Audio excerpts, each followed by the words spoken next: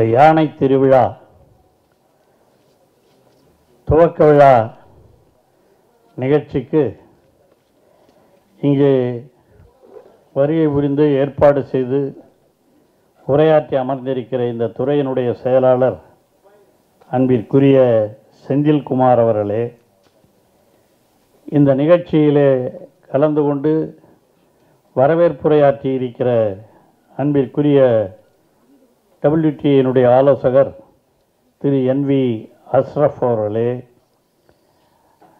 அதேபோல இந்த நிகழ்ச்சி மிகவும் சிறப்பாக ஏற்பாடு செய்து நடத்தி கொண்டிருக்கிற WTA CEO ஜோஸ் லூயிஸ் அவர்களே, அனைத்திற்கும் மேலாக இங்கே இந்த நிகழ்ச்சியை ஏற்பாடு செய்து நடத்தி கொண்டிருக்கிற அன்பிற்குரிய PS ஈசா அவர்களே, அன்பிற்குரிய ராகேஷ் குமார் அவர்களே, ஸ்ரீனிவாஸ் ரெட்டி அவர்களே, இந்த நிகழ்ச்சியிலே கலந்து கொண்டிருக்கிற நன்றியுரை ஆற்றவிருக்கிற ஈஸ்வரன் அவர்களே, PCCF உதயன் அவர்களே, மீதா பானர்ஜி அவர்களே, நாகநாதன் அவர்களே, ஆசிஸ் ஸ்ரீவத்சவா அவர்களே, நிகழ்ச்சியிலே கலந்து கொண்டிருக்கிற வனத்துறை அலுவலர்களே, இங்கே குழுமியிருக்கிற இதை பாதுகாக்க வேண்டும் என்ற ஆர்வத்தோடு குழுமியிருக்கிற பொதுமக்களே,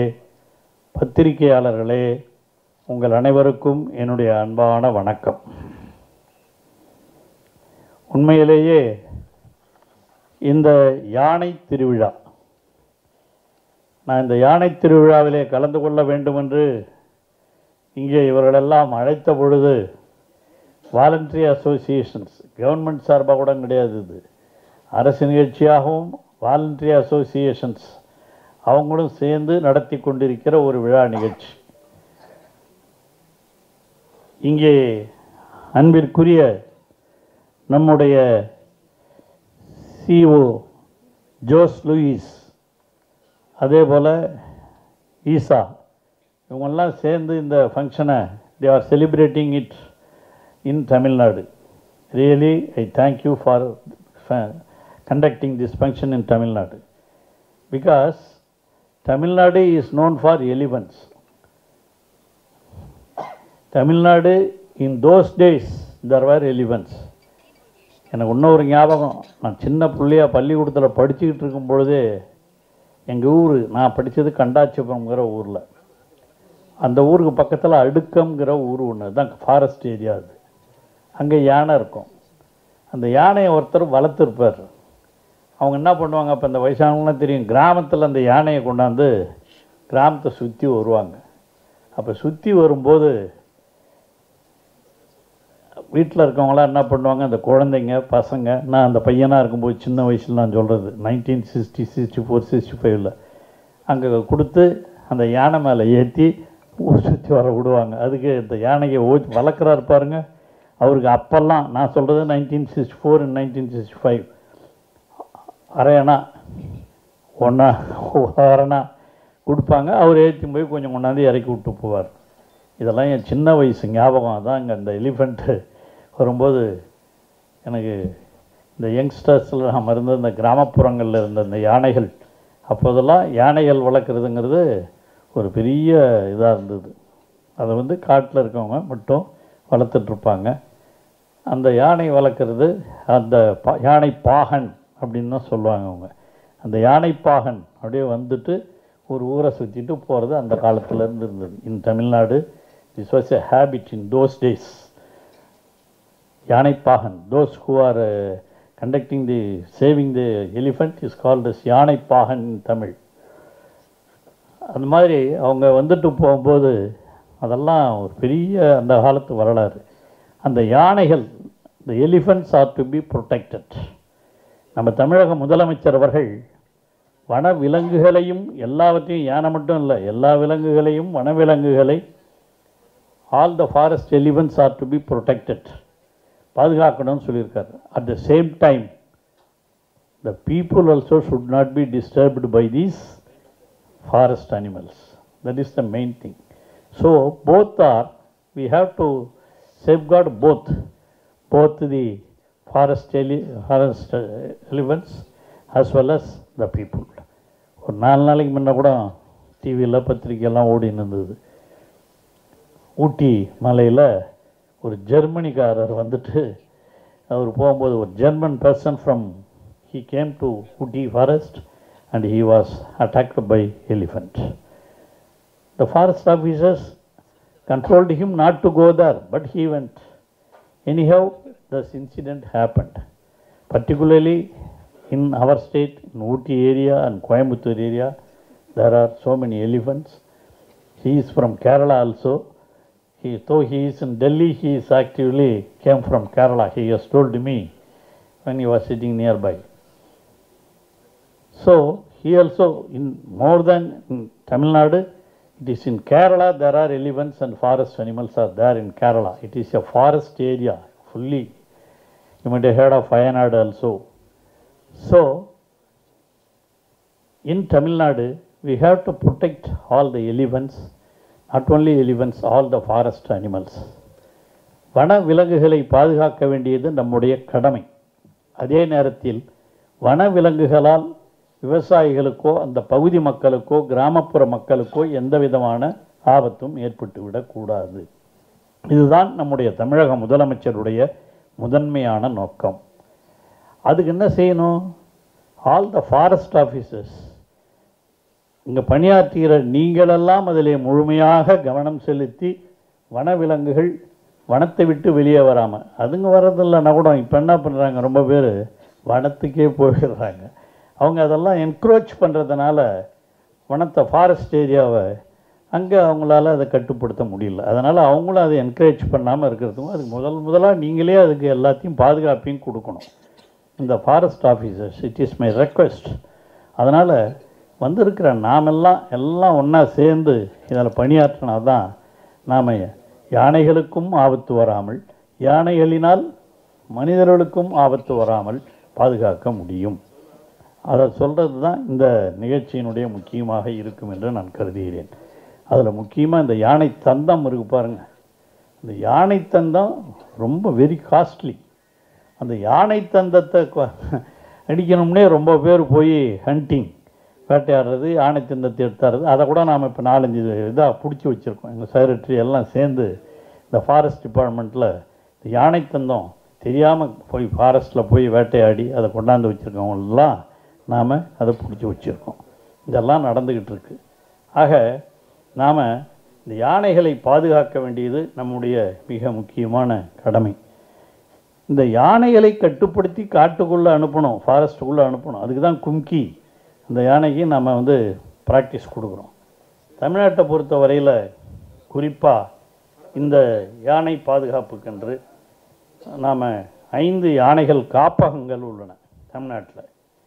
அவங்க நம்ம செக்ரட்டரி ஒருத்தர் சொன்ன மாதிரி 1871 பிரிட்டிஷ் பீரியட்லேயே யானைகள் பாதுகாப்பு உயிரினமாக அறிவித்தது நம்ம தமிழ்நாட்டில் தான், மெட்ராஸ் ஸ்டேட். அப்போ ஆக இந்த 2028 கணக்கெடுப்பின்படி 2961 யானைகள் இன் தமிழ்நாடு.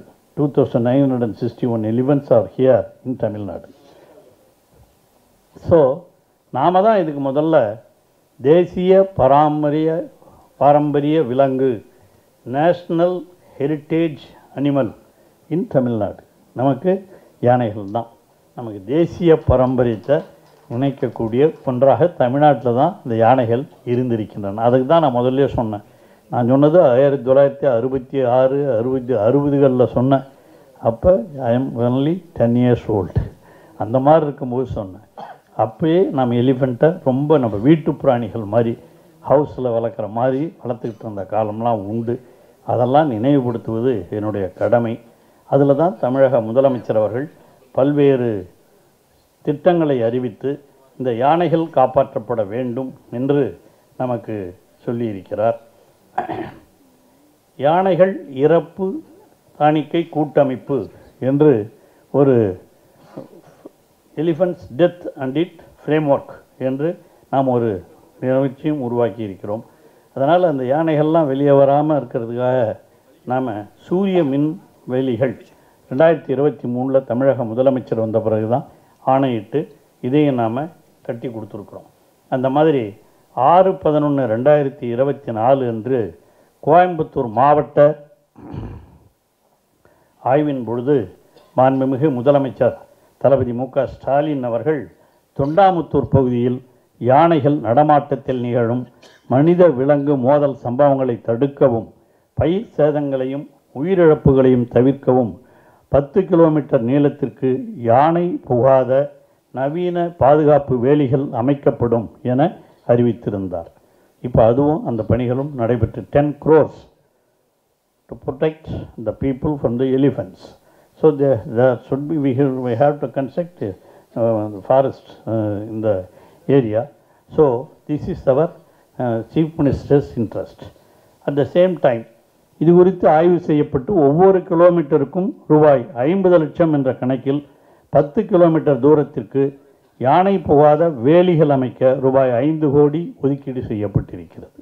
அதுவும் நம்ம தமிழக முதலமைச்சர் அவர்கள் செஞ்சது தான். தொண்டாமுத்தூர் பகுதியில் அங்கே தான் இப்போ யானைகள்லாம் ரொம்ப நடமாட்டத்தால் நிகழும் மனித விலங்கு மோதல் சம்பவங்களை தடுக்கவும் பயிர் சேதங்களையும் உயிரிழப்புகளையும் தவிர்க்க 10 கிலோமீட்டர் தூரத்திற்கு யானை புகாத வேலிகள், அதான் முதல்ல நான் சொன்னது, அமைக்க நமது வனத்துறையால் ரூபாய் 5 கோடி தொகை ஒதுக்கப்பட்டுள்ளது. அந்தந்த ஏரியாவுக்கு தகுந்த மாதிரி ஃபாரஸ்ட் எங்கெங்கே எலிஃபென்ட்ஸ் எங்கெங்கே இருக்கோ, எந்த ஃபாரஸ்ட் ஏரியாவில் அதிகமாக வெளியே வருதோ அங்கெல்லாம் நாம் இந்த ஃபென்சிங் ஆரம்பித்து நாம் இந்த மாதிரி ப்ரொடெக்ட் பண்ணணும். யானைகளுக்கும் இது ப்ரொடெக்ஷன், அங்கே போகிற பீப்புளுக்கும் இது ப்ரொடெக்ஷன் என்ற அடிப்படையில் தான் இதெல்லாம் உருவாக்கியிருக்கோம். இதெல்லாம் நாம் என்ன தான் அரசாங்கம் செஞ்சாலும் இதிலெல்லாம் முக்கியமாக இந்த voluntary associations, they are to be more importance. They are giving more safety, more protection to the elephants as well as the people in Tamil Nadu, particularly the agriculturists also. This is main thing. The voluntary associations, this function is held by the voluntary association, namely WTI. அதனுடைய மூத்த ஆலோசகர் NV Ashraf, அதே போல் இந்த WTIயினுடைய CEO நம்முடைய Jose Luis, அதே போல் PS ஈசா போன்றவர்களெல்லாம் ஃப்ரம் வாலண்டரி அசோசியேஷன்ஸ்லேருந்து they are doing so many works. They are protecting elephants, not only the elephants but also the people who will be damaged by the elephants. Both of them are protected by these voluntary associations.